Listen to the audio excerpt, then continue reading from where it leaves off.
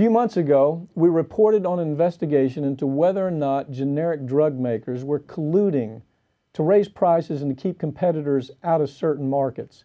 That investigation has now grown into full-blown lawsuits coming from 44 states. I have Farron Cousins from the Trial Lawyer magazine with me now to explain what is happening. Well, it's pretty apparent what's happening is price gouging, and we've been talking about this story. Finally, I still don't know that the television media is covering this story because TV media is making so much money on advertisements. I mean, what is it? About every 8 minutes, there's a pharmaceutical advertisement? Yeah, I mean, they're all over the place from corporate media, and the corporate news media is no exception to that. That's where they get a lot of their money. But with this story, again, this is what we talked about a few years ago. This is the one that had the sandbox, where you have these drug companies, the generic makers, they go into a specific market and they say, I'm going to take one pharmacy, you take another, you other company, you take another. We can all raise our prices accordingly, but nobody competes at the same pharmacy in a given area. That's the overall kind of scheme that the investigators have called a cartel, basically. Well, so now what we found is that basically the story everybody's been waiting for, you have collusion and obstruction of justice is what they're describing it as, because the obstruction of justice comes from the fact that you have Teva Pharmaceuticals deleting evidence, deleting text messages, deleting emails that showed that their executives were working with the other pharmacies to do this, and instructing them on what to say to investigators. Let me put in perspective. Last week, or a couple of weeks ago, we did a show where the pharmaceutical company had marked up a drug 100,000%. You remember? 100, not making that up. It was a drug for babies that were the children were having seizures, and the company marked it up 100,000%. Now, this story talks about the run-of-the-mill markup is 100%, 200%, 20,000%. The numbers of these markups are staggering. Okay, 100,000% is not unusual, and that's a staggering number. And what ends up happening is these companies, the people that are named are people like Pfizer, Teva, Novartis, Mylan. And what I love about this story is that also you have dozens of senior executives that are being named. Matter of fact, one of the executives, is in the story, that fellow named Nisha Patel. Yeah.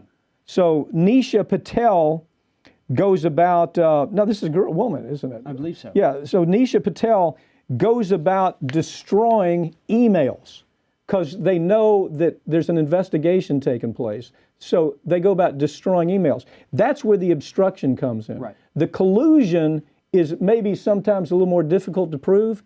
Prosecutor's going to be able to prove it here, I promise you.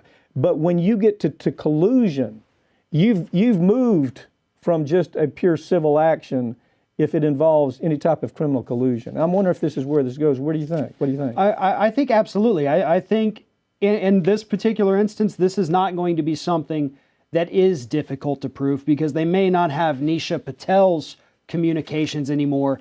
But keep in mind, she was destroying evidence in 2016.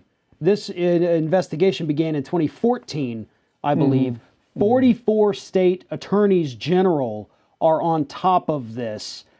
And she's still destroying material. Right, but there's no way she could have destroyed everything. Mm-hmm. So there's a good chance parts of it are still out there. Obstruction, 100%, that's going to be easy. Prosecution, what's your call? I mean, of course, it's impossible to get the government to prosecute anybody who's dressed up in a three-piece suit or has a Rolex watch or maybe is in Washington or Wall Street. Forget trying to get prosecution. What's your call on this one, though? I believe that Patel is going to end up singing like a bird to the investigators and saying, listen, please don't prosecute me. You want to know the truth. Here's what happened. At the end of the day, everybody's probably going to get fined a ridiculous amount that's still less than they made gouging consumers with these markups. Yeah, in other words, here it is.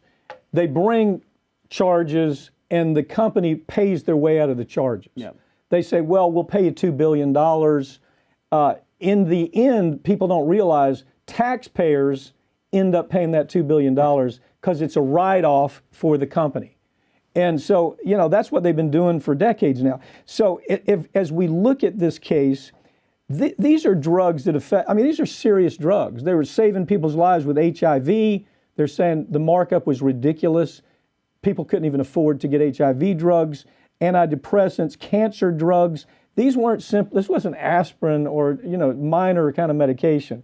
This was life-saving kind of material, and these people are so callous that they still marked it up, they colluded. They had, as you point out, their sandbox where they would meet in exotic places, right? Tell us about that. Yeah, they would go have these wonderful dinners, these meetings. I forget the exact name of it that we had talked about in the past, but they actually had a name for the meetings, Yeah. their little club meetings. Yeah. And that's when they would sit there and break up the pharmacies in any given city, county, whatever it was, and said, all right, we're all going to play in the sandbox, but in order to play nicely, we have to divide the sandbox. Nobody steps onto the other one's turf. We all get an equal share. And this is part of the collusion part, we all raise our prices accordingly. So that way, our generic is not more expensive than your generic. We're all on the same page. And that's what allowed them to do things like right here, albuterol sulfate, used to treat asthma and other lung conditions. They raised the price on that. The generic, 4,014%. All right, we'll follow this story. Judges with the International Criminal Court say there's enough reason to believe U.S. armed forces and the CIA committed war crimes in Afghanistan, but they declined to investigate the allegations. Legal journalist Molly Barrows with the National Trial Lawyer magazine has more. Tell me about this story. Well, it's interesting.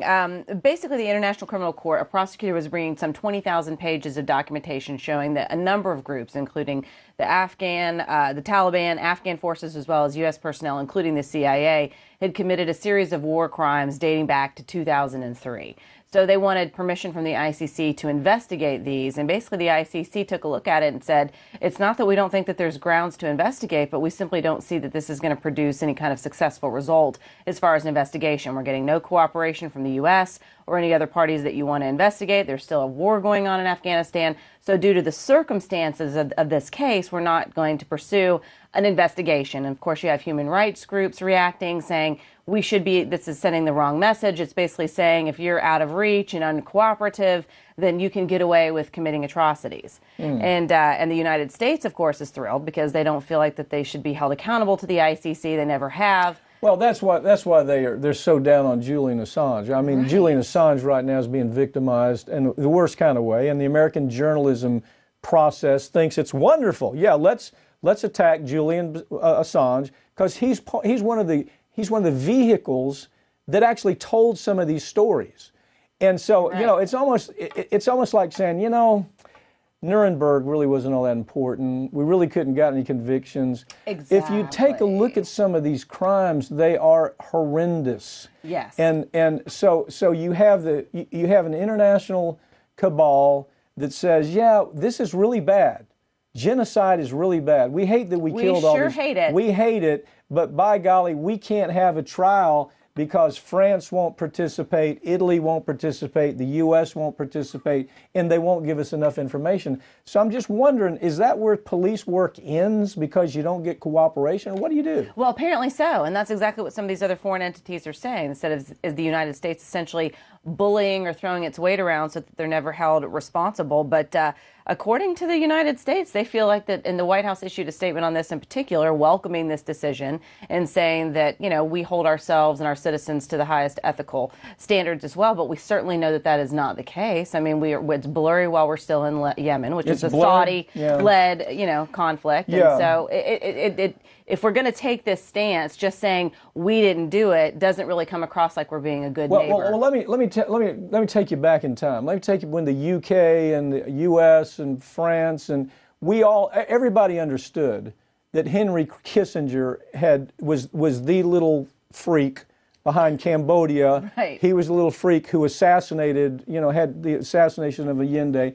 And the same thing flared up then. It was, shouldn't we take a look at this? Shouldn't we at least, even if we're not going to prosecute the little character, shouldn't we take a look at it? And it all died. And the only people that were right, the only people that really preserve that history are people like Howard Zinn and Chalmers Johnson, because there was no hearing. Right. You see, it's not vetted. You begin by you might lose the conviction. Right. Chances are you can't make it happen, Anyway. but you tell the story.